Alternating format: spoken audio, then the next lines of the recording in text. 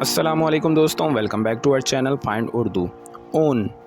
Own का मतलब है किसी चीज़ का मालिक होना या उस पर अपना हक रखना। ये ओनरशिप और रिस्पॉन्सिबिलिटी का सेंस देता है, ख़ास तौर पर जब कोई अपने काम, प्रॉपर्टी या आइडियाज़ को अपना मानकर उसका ज़िम्मा उठाता है।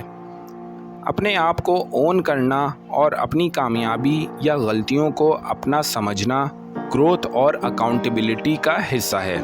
For example, he owned his decisions and didn't blame anyone else. उसने अपने डिसीजंस को ओन किया और किसी और को ब्लेम नहीं किया।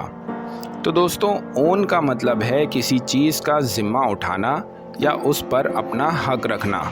उम्मीद है अब आपको ओन का मतलब समझ में आ गया होगा। मिलते हैं नेक्स्ट वीडियो में। शुक्रिया।